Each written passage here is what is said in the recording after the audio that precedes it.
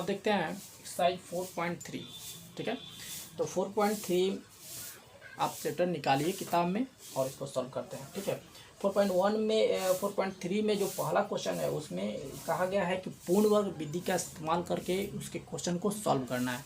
तो पीछे ही बता चुके हैं कि पूर्ण वर्ग विधि द्वारा द्विघात समीकरण को कैसे सॉल्व की जाती है, कैसे हल किया जाता है, वो बताया जा चुका है। तो आप हल कर लीजिएगा।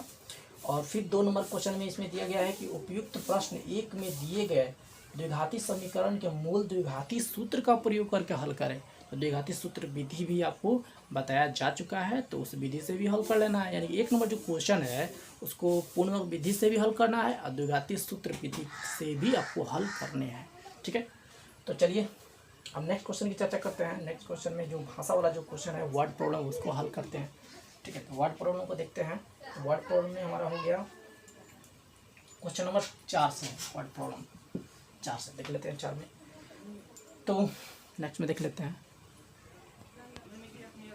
क्वेश्चन नंबर 4 की चर्चा करते हैं। अब 3 वर्ष पूर्व रहमान की आयु का व्युत्क्रम अब से 5 वर्ष पश्चात वायु के व्युत्क्रम के योग के बराबर है और उसकी वर्तमान आयु पूछा गया है। ठीक है, तो वर्तमान आयु पूछा गया है, तो इसमें कंपेयर तो नहीं दिया है, तुलना नहीं दिया है, सीधा वर्तमान आयु पूछ रहा है। तो वर्तमान आयु मान लेते हैं, उसके बाद पूर्व पहले से तुलना किया गया है, इसीलिए वर्तमान आयु मान के बनाते हैं। तो माना कि कौन है, रहमान की वर्तमान आयु बराबर x वर्ष। ठीक है, उसके बाद समीकरण सेट कर दें अकॉर्डिंग क्वेश्चन में। कहा गया है 3 वर्ष पूर्व पहले रहमान की आयु का व्युत्क्रम। ठीक है, तो 3 वर्ष पहले मतलब माइनस करेंगे, बताया थे पहले में कही जाता है माइनस करेंगे। ठीक है, अब व्युत्क्रम का मतलब होता है नीचे उसको उलट देते, एक ला देंगे ऊपर। जैसे कि 2 का व्युत्क्रम होता है 1/2, उसी तरह इसका व्युत्क्रम, क्योंकि नीचे 1 छुपा है इसीलिए व्युत्क्रम करेंगे तो 1/x - 3। ठीक है, 4 का व्युत्क्रम होता है 1/4, उसी तरह ये भी है। तो 3 वर्ष पूर्व उम्र हो गया और व्युत्क्रम मतलब ऊपर 1 कर देते हैं। फिर कह रहा है 4 वर्ष बाद 5 वर्ष पश्चात की आयु का व्युत्क्रम। तो 5 वर्ष पश्चात मैंने प्लस कर देंगे आप व्युत्क्रम।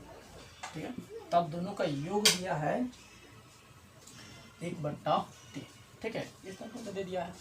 तो इसको समीकरण सेट कर लेते हैं। तो लसा हो गया x - 3 × x + 5, भाग लगाएंगे तो इससे ही पूरा कट गया, बच गया ही x + 5। ठीक है, और प्लस इससे इसे भागा लगाएंगे। बताया इस तरह का लसा कैसे करते हैं, सीधा सीधी गुना कर देते हैं, ऐसे लिख देते हैं। इससे ही भागा लगाएंगे, कट गया, बच गया ही, लिख दिए। और यहाँ से इसको भाग लगाएंगे तो ये वाला पार्ट से कटेगा, बचेगा ही x - 3 आप बराबर 1/3। तो हो गया हमारा x हो गया 2x + 5 - 3 हो गया +2। तो गुना कर लेते हैं तो x² 5x इससे कर देते हैं तो -3x और -5 15 बराबर 1/3। तो 2x + 2/x² कितना हो गया, +5 - 3 घटेगा तो हो जाएगा 2x - 15 बराबर 1/3। ठीक है, अब कर लेते हैं तिरछा तिरछी गुना। हो जाएगा हमारा x² + 2x - 15 क्रॉस करेंगे तो हो जाएगा 3 दूने 6x + 3 दूने 6। x² + 2x इधर बुलाएंगे तो -6x -15 हाइले है, इसको बुलाएंगे तो -6 बराबर 0। x² घट जाएगा -4x होगा, प्लस माइनस जो बड़ा का चिन्ह होता है उसको लगाते हैं और ये हो गया -15 और 6 21। माइनस माइनस में प्लस हो जाएगा, चिन्ह बढ़ा कर देते हैं 21 बराबर 0। इस तरह समीकरण हमारा सेट हो गया। फिर से क्या कीजिएगा, अभाज्य गुणनखंड विधि से फिर से क्या कीजिएगा, सॉल्व कर लीजिएगा, आसानी से सॉल्व हो जाएगी।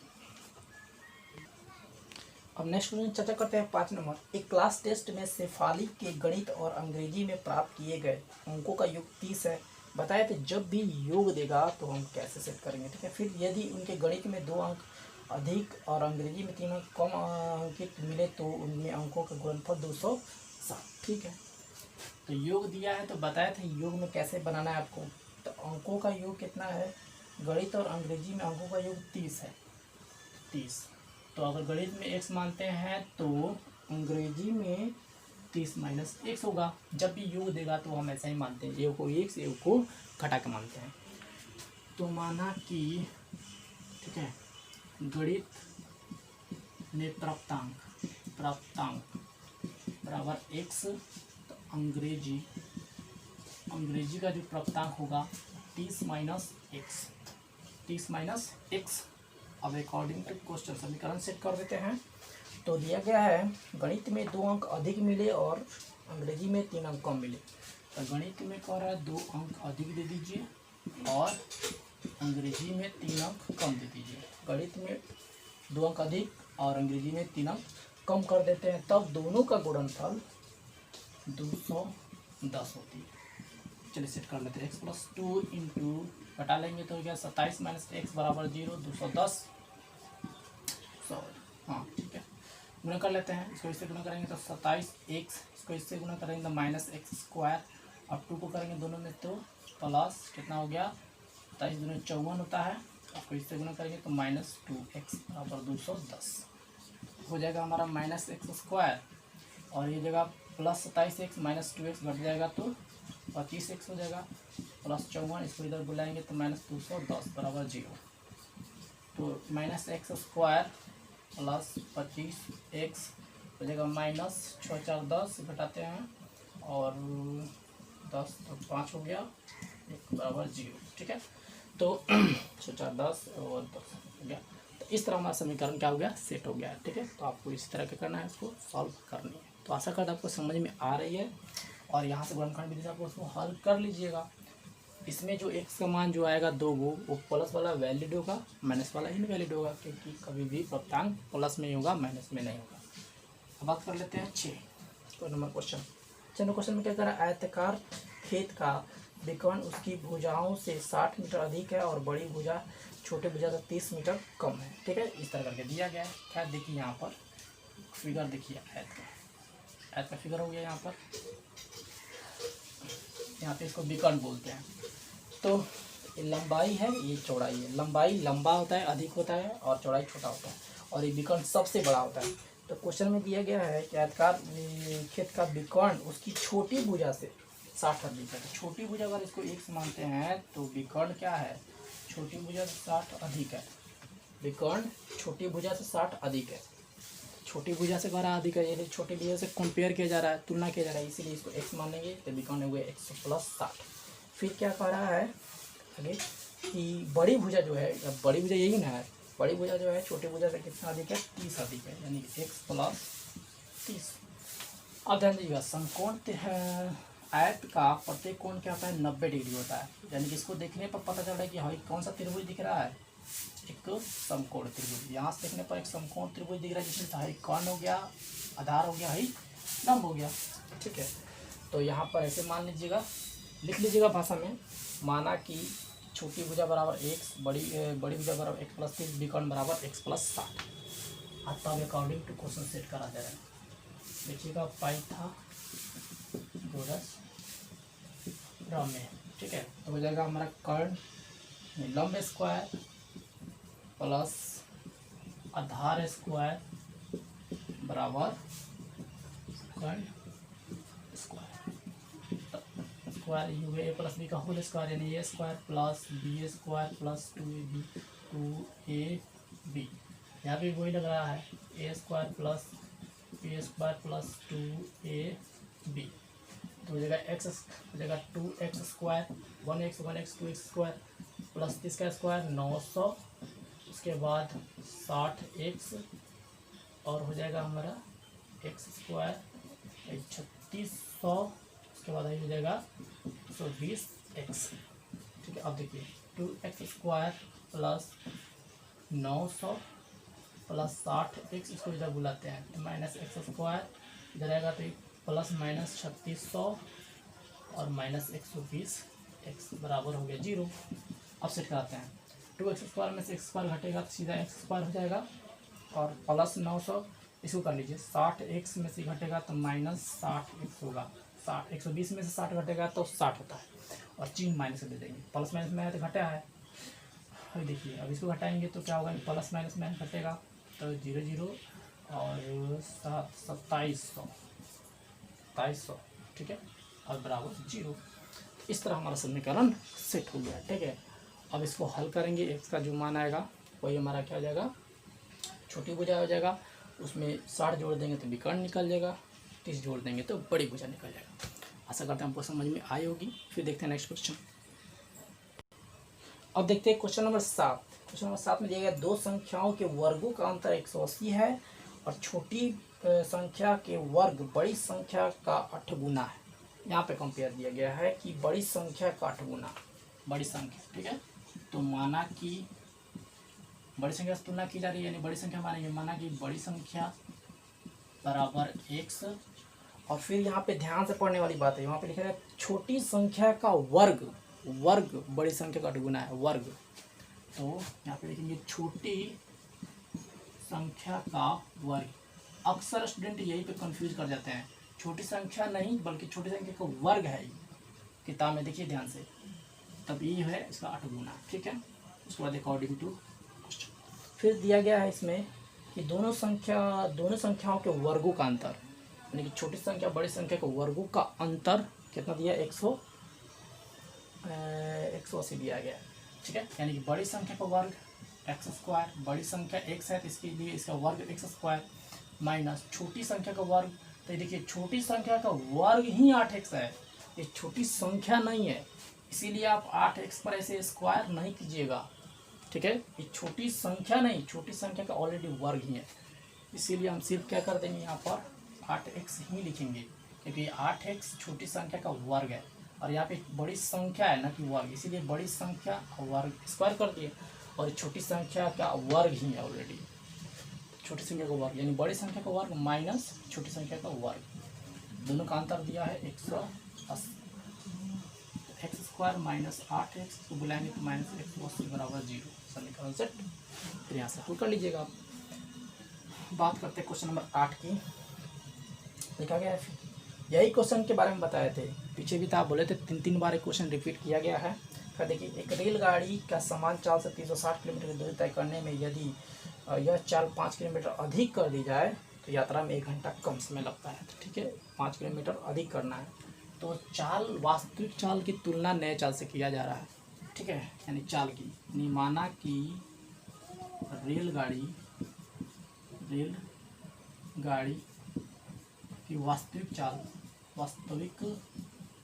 चाल जो है x किलोमीटर पर घंटा है और नया चाल जो है वो है x+5, यानी कि 5 किलोमीटर बढ़ाने के लिए कर रहा है, स्पीड बढ़ा देने के लिए, ठीक है।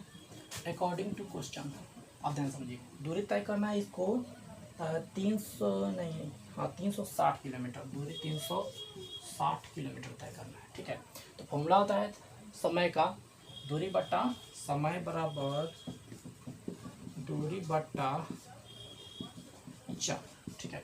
तो वही बात है, कह रहा है कि जो नया जो चाल है इससे जो समय जो लग रहा है वो पुराने वाला समय से 1 घंटा अधिक लग रहा है, 1 घंटा शायद कम,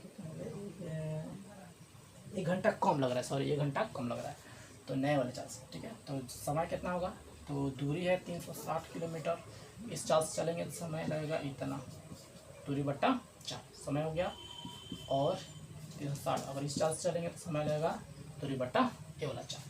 तो ये जो चाल से जो चल रहा है, ये जो समय है पुराने वाले चाल से जो समय जो हो रहा है उससे 1 घंटा कम है, 1 घंटा कम है, हो गया सेट।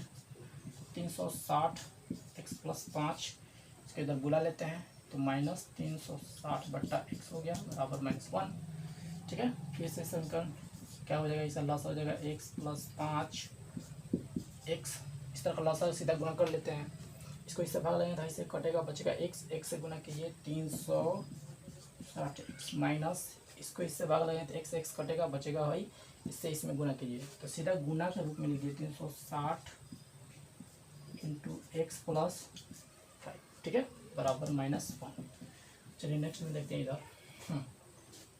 360x हम गुना कर लेते हैं, -360x माइनस इसमें गुणा करेंगे तो माइनस हो गया 0, 6×5 = 30 हो गया 5 3 15 3 18। अब बट्टा हो गया एक्स स्क्वायर प्लस 5x बराबर -1। ठीक है, तो इसे कट गया, मिलेगा -1800। अब बट्टा एक्स स्क्वायर प्लस 5x बराबर -1। तीछा तीछे गुणा कर लेंगे, मिलेगा एक्स स्क्वायर प्लस 5x, इसको करेंगे तो बनेगा -1800। ठीक है, तो एक्स स्क्वायर प्लस 5x, इसको इधर बुलाएंगे तो माइनस में इधर आएगा तो प्लस में 1800 बराबर 0। ठीक है, तो इस तरह हमारा समीकरण सेट हो गया। ठीक है, तो इस तरह हम समीकरण सेट कर लिए। फिर से क्वेश्चन को क्या करेंगे, हम अभाज्य गुणनखंड विधि से हल कर लेंगे। जो भी x का मान आएगा वो वास्तविक चाल हो जाएगा। ठीक है, तो आशा करते हैं आपको समझ में आई होगी। इसी तरह से और भी कुछ क्वेश्चन है, करा देते हैं, उसको घर पे जाकर प्रैक्टिस कीजिए, हल कीजिए। दिक्कत होता है कमेंट्स में लिखिए, लेकिन 1 2 बार 3 बार 4 बार पहले उसको कोशिश कीजिए, तभी हमसे कुछ पूछिए, तभी कमेंट्स कीजिए। ठीक है, तो देखते हैं नेक्स्ट क्वेश्चन। और आइए देखते हैं क्वेश्चन नंबर 9। क्वेश्चन नंबर 9 देखते हैं। 2 पानी के नल एक साथ हौज को 9.3/8 घंटे में भर सकते हैं, तो बड़े व्यास वाला नल हौज को भरने में कम व्यास वाले नल से 10 घंटा कम समय लगाता है। यानी कि बड़ा वाला नल की तुलना छोटे वाले नल की तुलना बड़े वाले नल से की जा रही है। तो छोटे वाले को मान लेंगे जिससे तुलना की जा रहा है। माना कि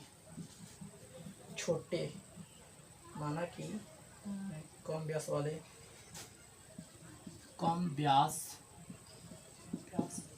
वाले नल द्वारा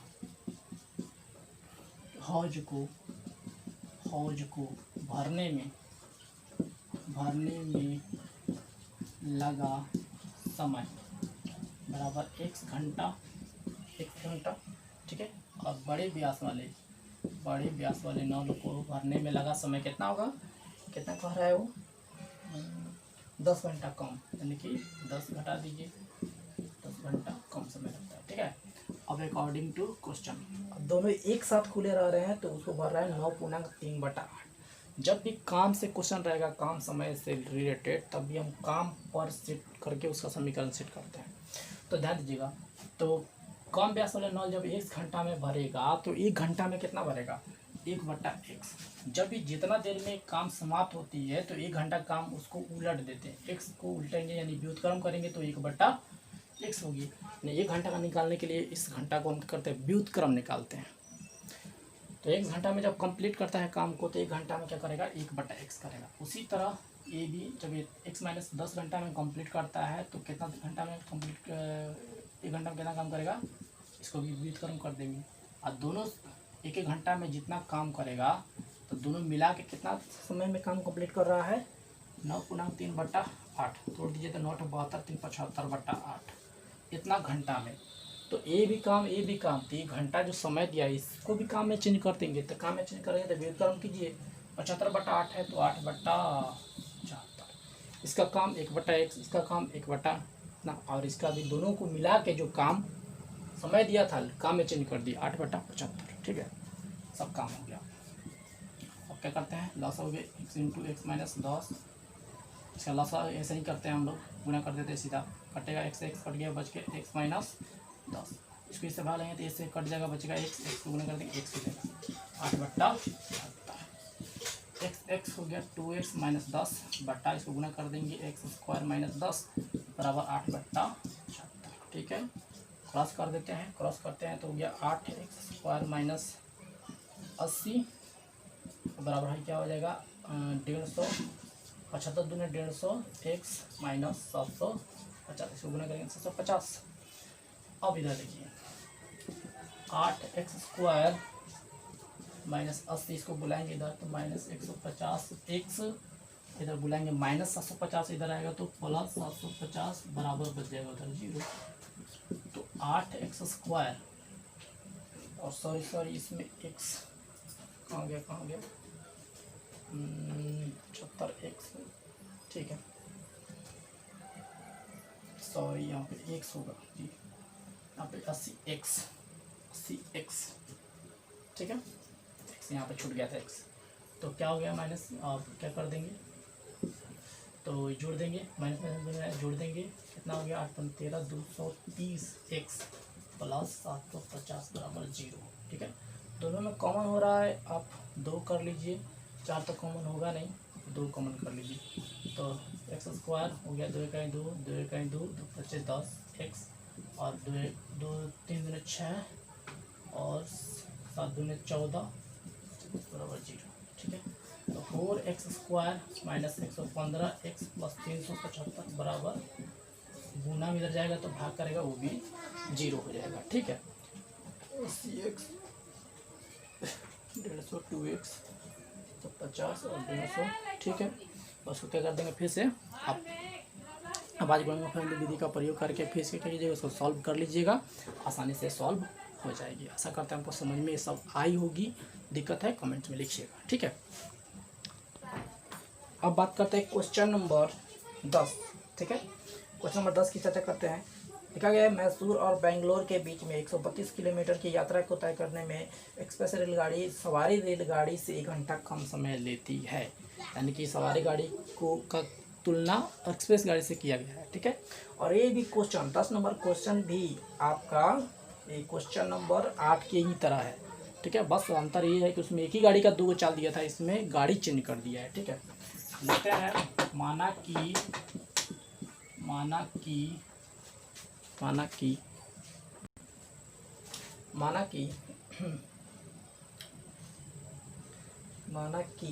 सवारी गाड़ी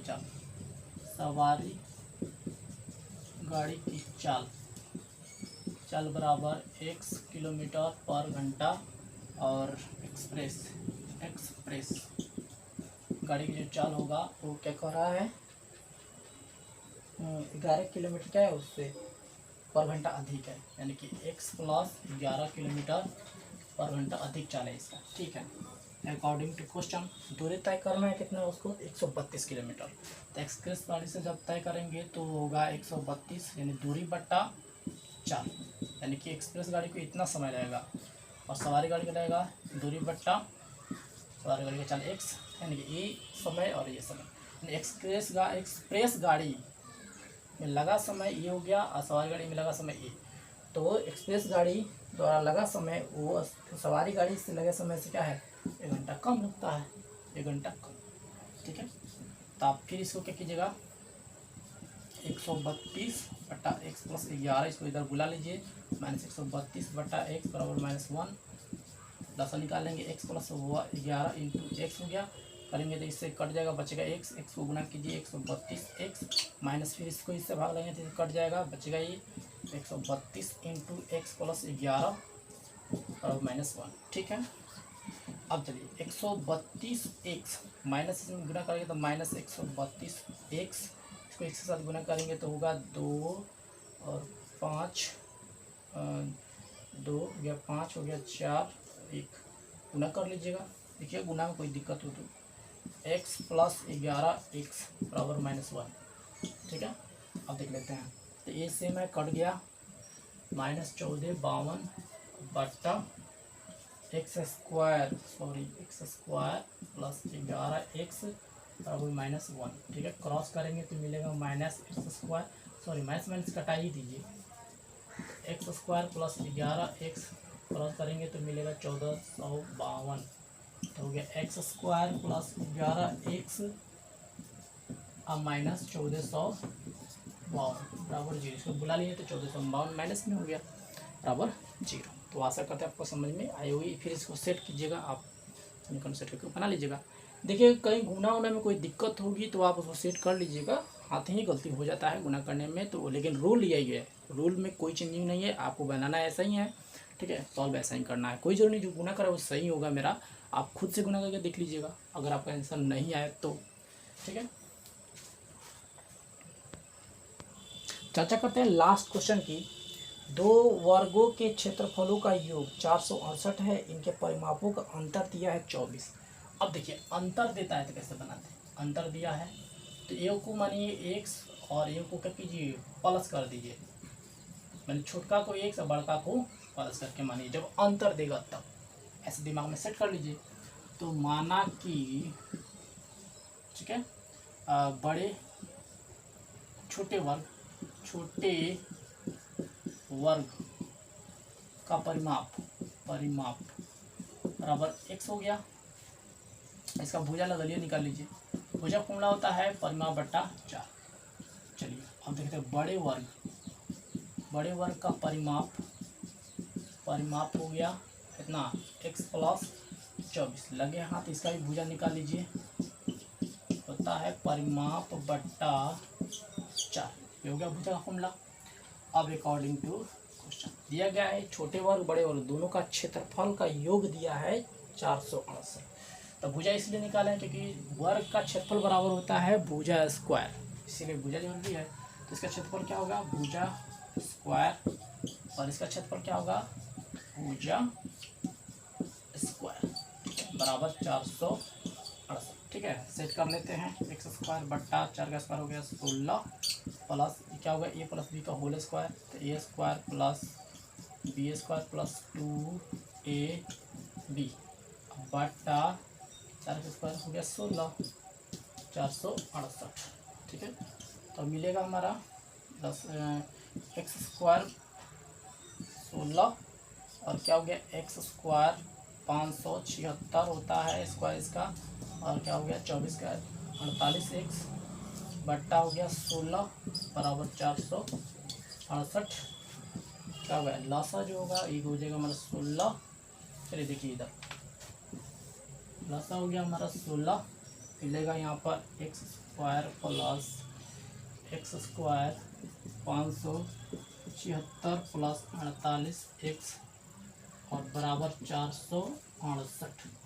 ठीक है, तो देख लेते हैं एक्स स्क्वायर हो गया 2x स्क्वायर हो गया प्लस 576 48 एक्स और बट्टा 16 बराबर 468। ठीक है, कॉमन कर लीजिए, दो छोटा करने के लिए दो कॉमन कर लीजिए। एक्स स्क्वायर प्लस 2 दूनी 4 हो गया और हो गया 8 दूनी 16 8 दूनी 16 और 24 दूनी 48 एक्स बट्टा 16 बराबर 468। ठीक है, 8 दूनी 16 हो गया, क्रॉस कर लीजिए, क्रॉस कीजिएगा तो मिलेगा x square plus 24 x plus 288 बराबर 8 से गुना करेंगे इसमें तो शायद होगा 28 64 4 में 6 और 8 छः 48 49 50 51 52 53 54 54 के 4 में 5 और 8 को 32 5 37 37 44। ठीक है, अब हो जाएगा हमारा x square plus 24 x plus 288 इसको इधर बुलाएंगे तो माइनस 37 44 बराबर हो गया 0। तो एक्स स्क्वायर प्लस सॉरी यहाँ पर 24 एक्स घटा लेंगे इसको तो 37 44 में से घटाएंगे 288 तो हो गया हमारा 8 से 14 8 5 13 और चला गया तो 6 तो 4 हो गया और 3 34 56 देख लीजिएगा 34 56 बराबर 0। गुना में देख लीजिए, गुना में अगर कहीं मिस्टेक होगा तो अपने से गुना कर लीजिएगा। ठीक है, आप इसको समीकरण को अभाज्य गुणनखंड विधि से हल कर लीजिए, आसानी से हल हो जाएगा। तो आशा करते हैं आपको समझ में आई होगी। कोई दिक्कत है कमेंट्स में लिखिएगा, उसके लिए हम अलग से वीडियो बनाएंगे। लेकिन फिर भी अपने से पूरा मेहनत कीजिए, सॉल्व करने का पूरा कोशिश कीजिए, पूरा प्रयास कीजिए। ठीक है, अभाज्य गुणनखंड विधि से या दूसरे विधि से अगर होता है तो दूसरे विधि से भी कीजिए, कोई दिक्कत नहीं है। चलिए ओके बाय।